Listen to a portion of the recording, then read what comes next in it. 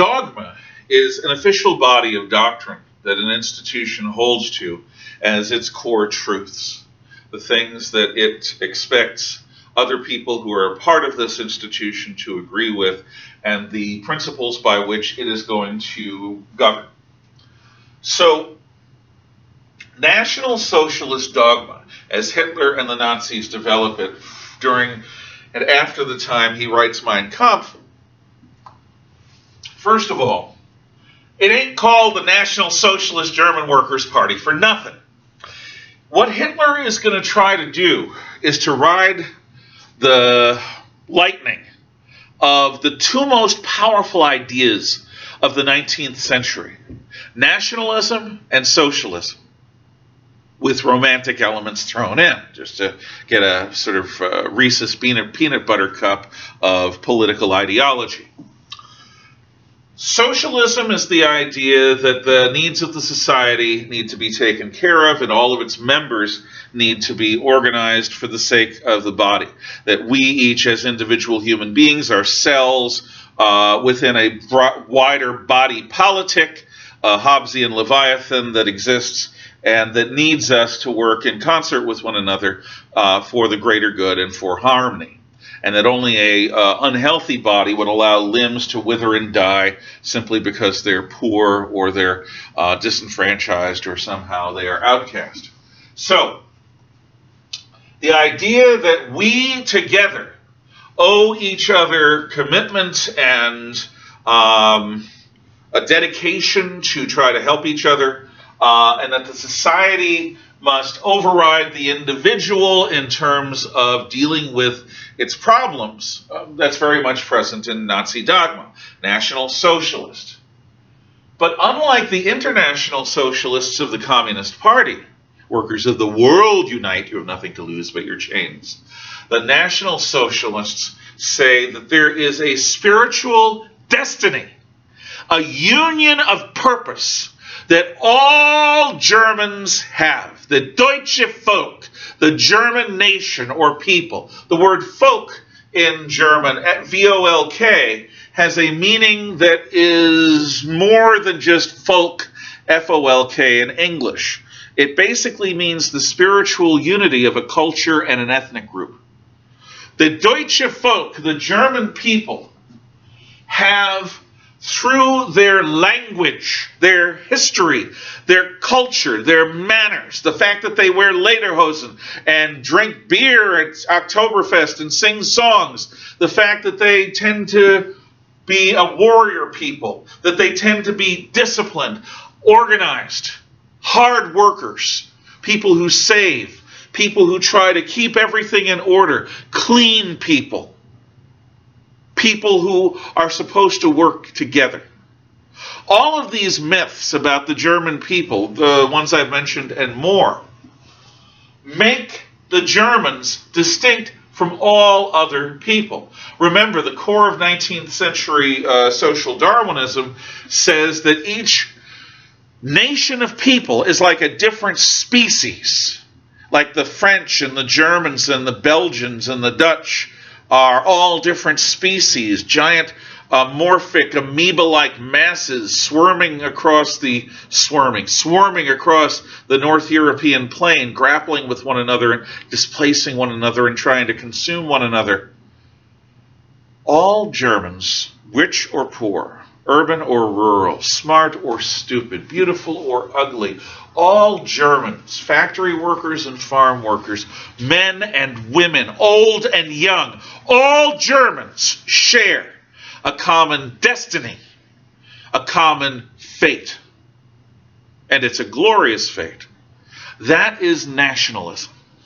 We've talked about its power at the Risorgimento in Italy and the unification of Germany. And Hitler is going to try to capture that lightning, the power and vibrancy of nationalism, as well as the compassion and unity of socialism, into a hybrid, a bronze alloy of tin and copper, a Reese's peanut butter cup mixture of chocolate and peanut butter, a hybrid that is going to be greater than the sum of its parts.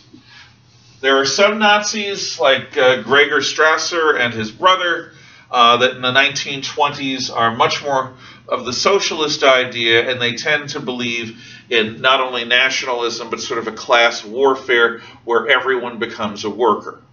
That wing of the party is ultimately going to be discarded and betrayed by Hitler. But at first, it creates a lot of interest and excitement amongst working class and lower middle class Germans. Synthesis of nationalist and socialist. Now, there is the idea economically and socially of something I've talked about since Metropolis. Between the head that plans and the hands that do, a heart must intervene with sympathy and compassion for them both, to allow them to work together harmoniously and not have the hands ultimately deal with the head and stop it from making plans. You get the idea. So, the warm and fuzzy heart in Germany is going to be the Nazi Party.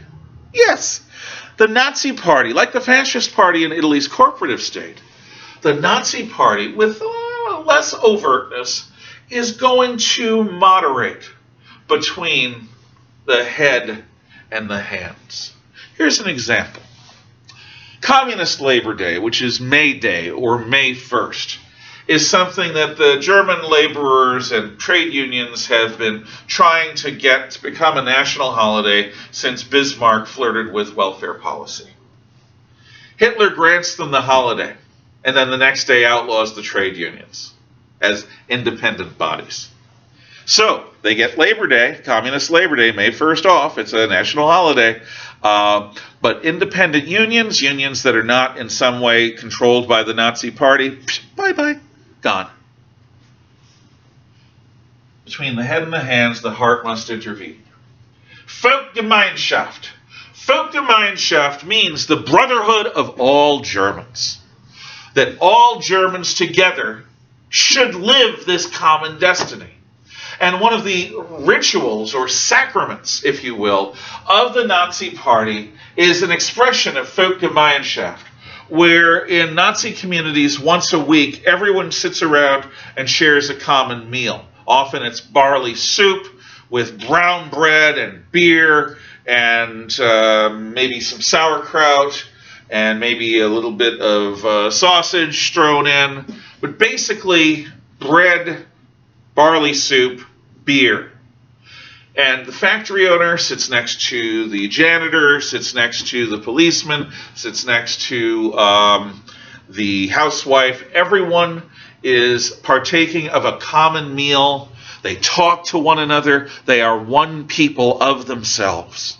This expression of community, of Volksgemeinschaft, is one of the things that builds Nazi Party membership, and it's something that a lot of Nazis look forward to.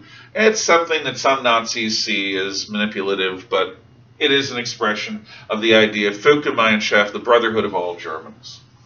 Of course, to be a Nazi is to be an anti-Semite, a rabid anti-Semite, someone who sees the world in racial terms. And Jews, remember, are not merely a religious faith, they are an ethnic group. To most Europeans, they are an ethnic group.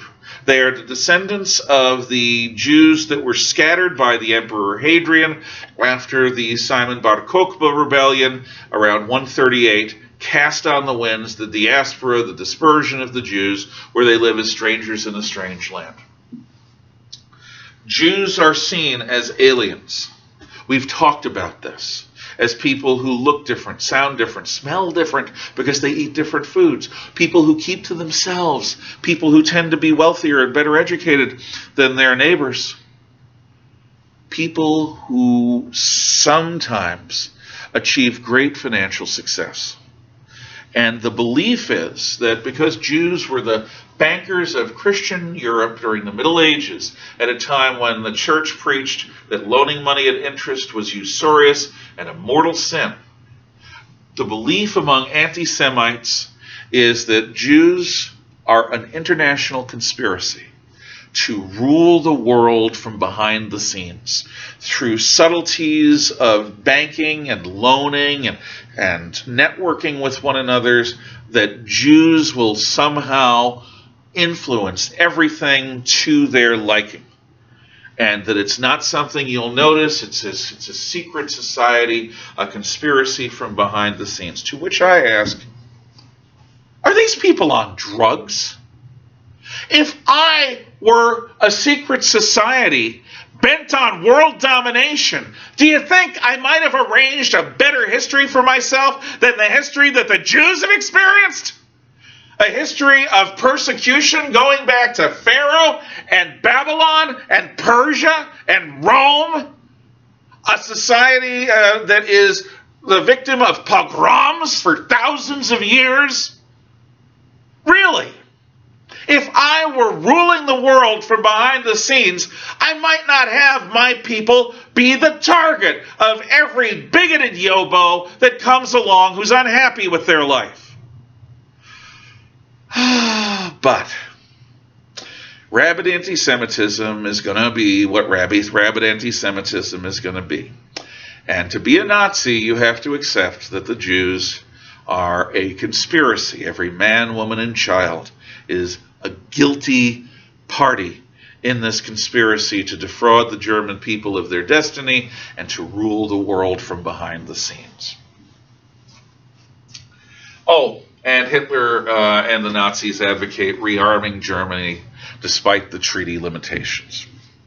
Next time, we will talk about how the Nazi Party goes from a group of malcontent street ruffians to the ruling party of Germany.